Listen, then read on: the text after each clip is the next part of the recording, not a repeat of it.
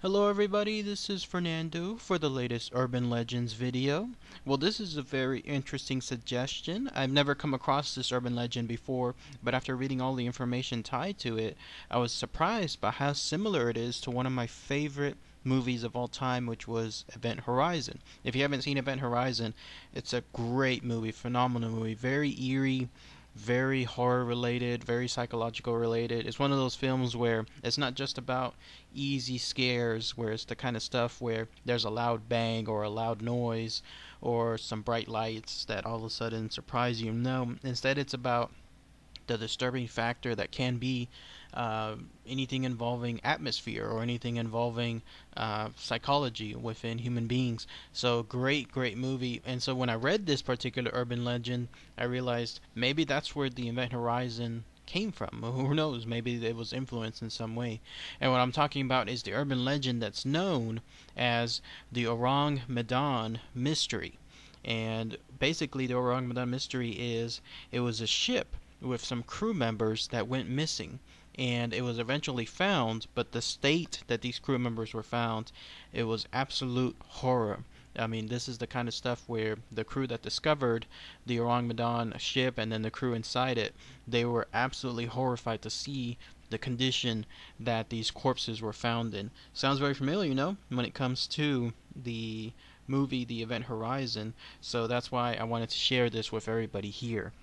Now, what's interesting to note firsthand is that the Ourang Medan is pretty much a ship that in of itself is an urban legend because there seems to be no definitive history or no definitive link as to its true existence. There's no ship logs, there's no buyer or seller notices, there's no government information, there's no monitoring of sea charts or anything that shows that this was really an existing ship. However, the ship and crew that found the Ourang Medan floating in the sea, those were real. However, even then, the fact that they haven't disclosed much information with the Ourang Medan and how they found it, that's what adds to the urban legend status. So I'll talk about that here in a minute with regards to did the Ourang Medan really even exist. But first, let's talk about the history tied to this urban legend.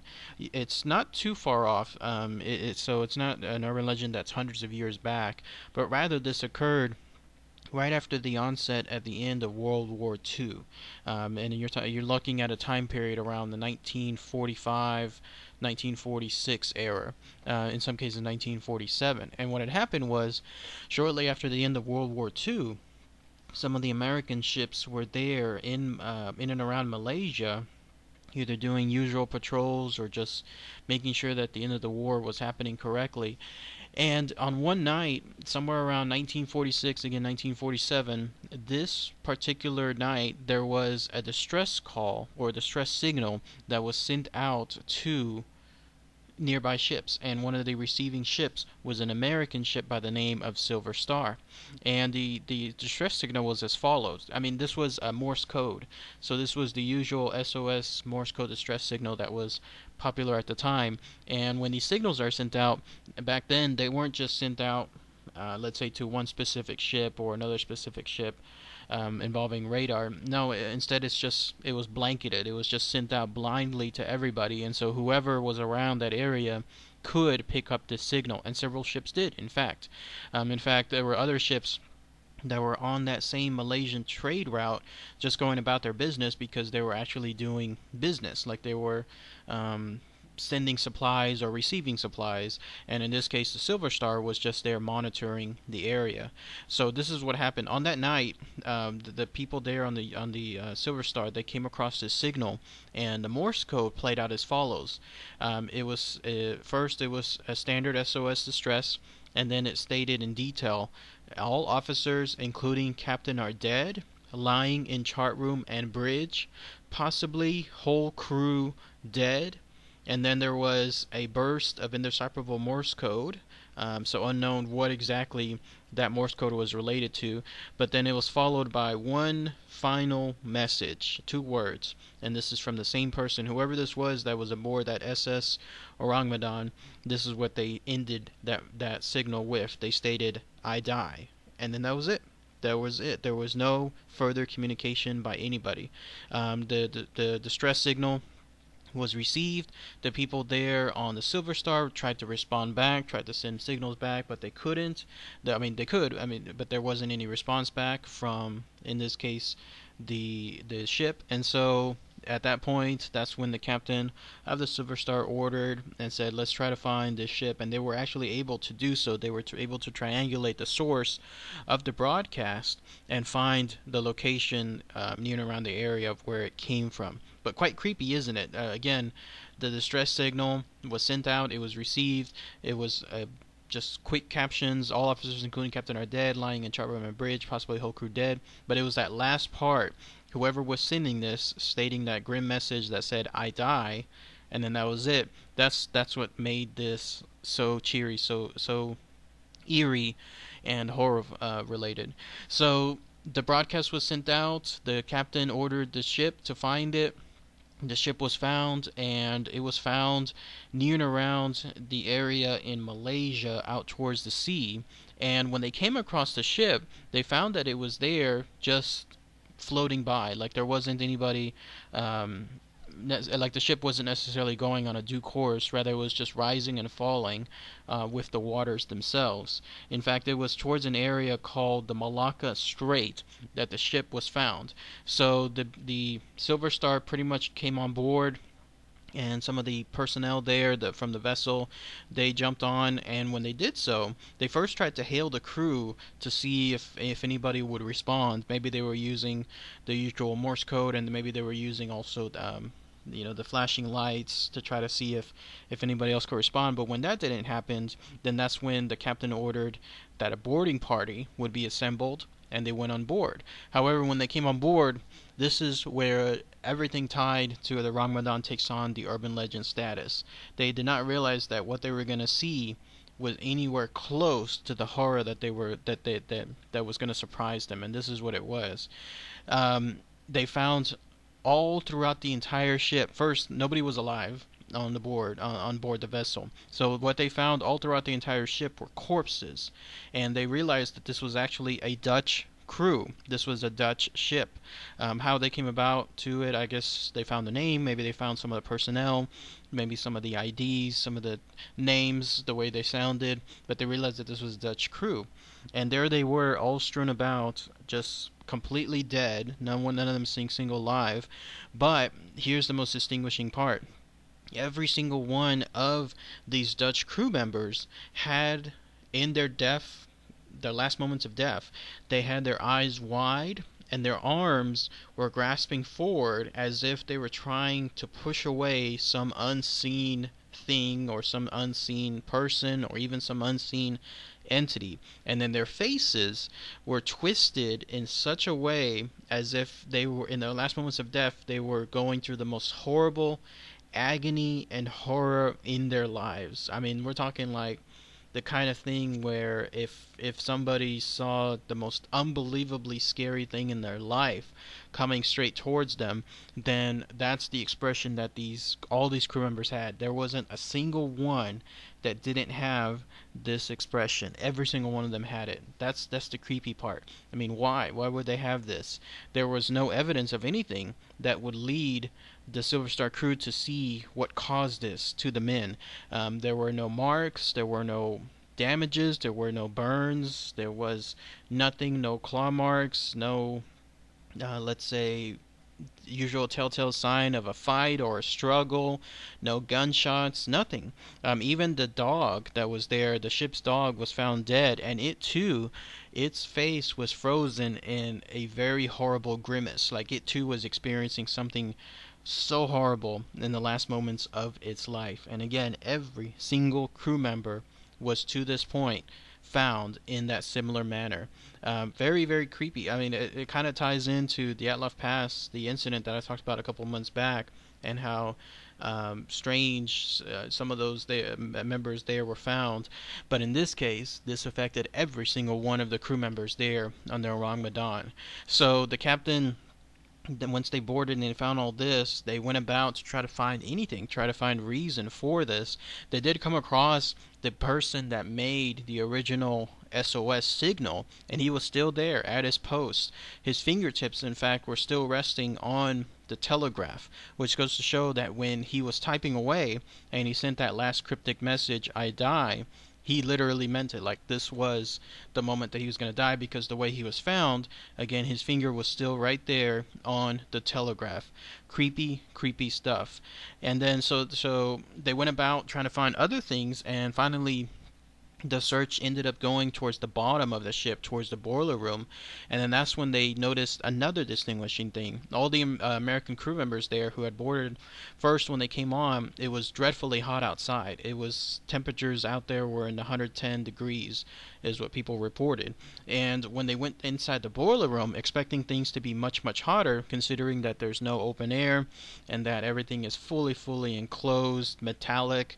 I mean, this is the kind of stuff like stove related temperatures. No, instead what they found was there was an extreme cold blast of air inside the boiler room. It was freezing cold on there inside that room. So it was quite a bit different and quite mysterious compared to the outside temperature, which was again at that time about 110 degrees.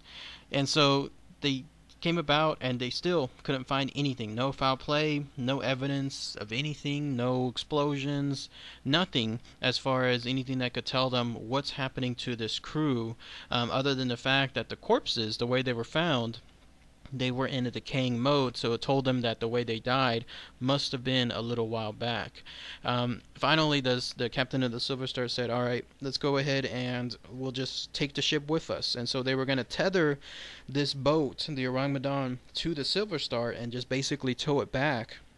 Maybe try to see if later on something could be found in terms of the mystery surrounding what happened to the ship. But as soon as they did this, the minute, and this is again another eerie part, the minute that the ship, in this case now considered the Dutch ship, was tethered to the boat, not a minute before, not a minute after, but right at that moment, that's when suddenly some billows of smoke started pouring out from the lower deck, in this case specifically towards the same boiler room area that they were frequenting just a little short while before.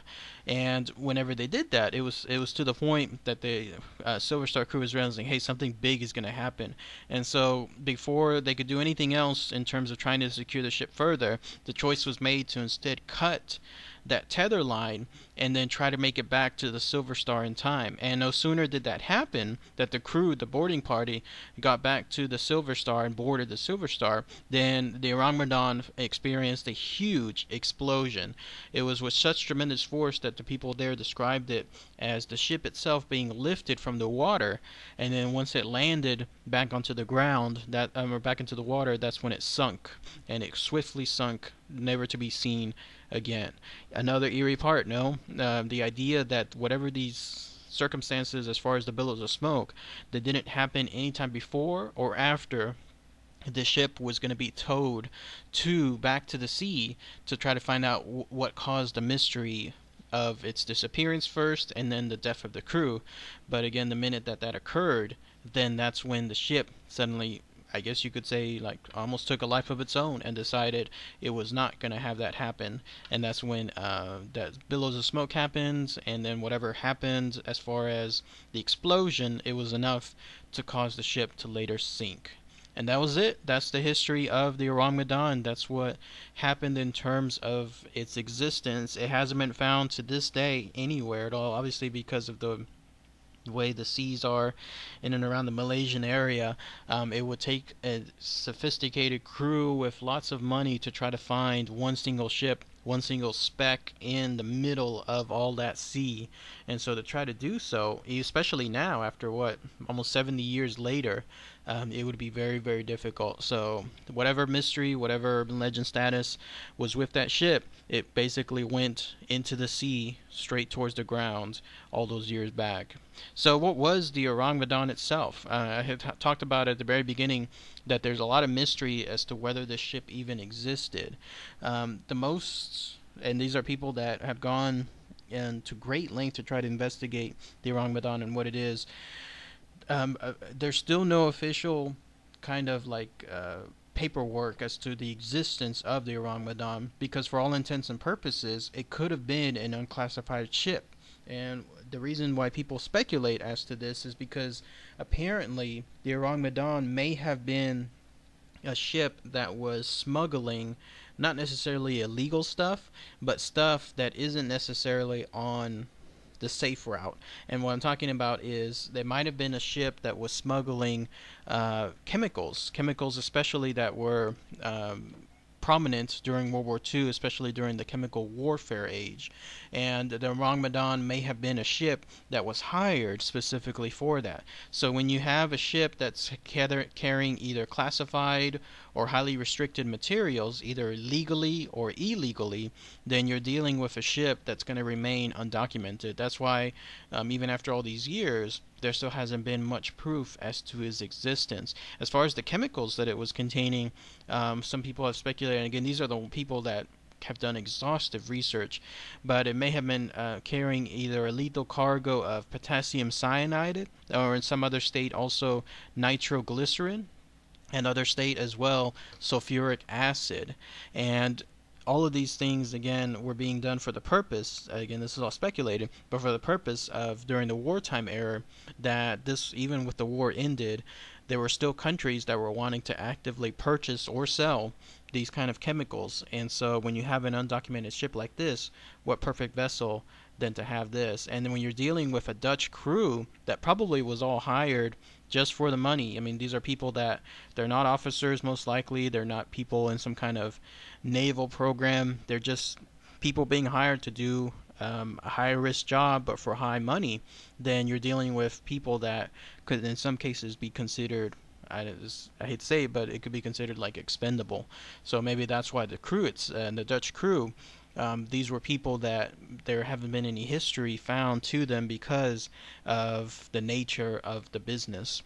And as far as the ship itself, there's no known pictures of the Ourang Medan, because maybe the Ourang Medan was just a new name given to it for either this particular trip or for some of its trips before. Maybe it was another ship beforehand, like an actual ship with official records under a different name, but once it took on this specific route and once it took on the smuggling business, then that's when it adopted this other code name, I guess you could call it, the Ourang Medan. And then as to why the ship was doing what it was doing, there are theories that it was doing this because it was, again, smuggling all this material for in some cases, certain governments, including in some cases the Americans.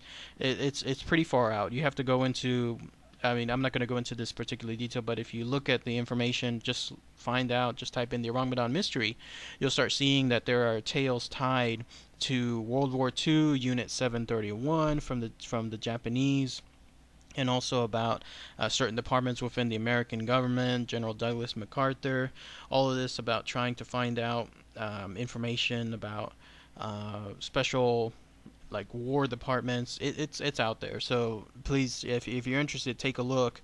All highly speculative, but again, information that could be tied to the Ourang Medan. And then as far as the history of the Silver Star was an actual ship. In fact, everything that I just mentioned was chronicled in an official magazine for the government.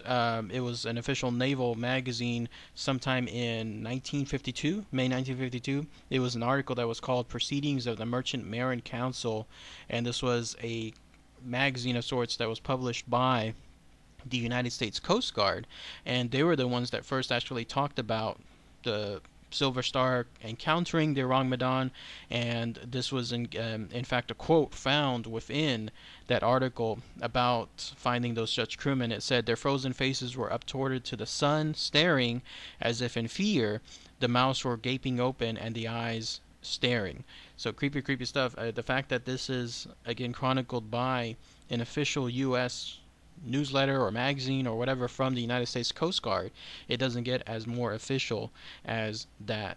So fascinating stuff, the Ourang Medan Mystery. If anyone has any other information tied to this particular urban legend, please, it'd be fascinating to hear that. If anyone knows any more history on the Ourang Medan, maybe what it was before, then it'd be interesting to see all those comments as well. And again, doesn't this tie into the Event Horizon, the film, where you have something as far as the ship being found, mysterious circumstances as to how the crew was found, and then ultimately the ship itself being destroyed, and nothing as far as evidence thereafter.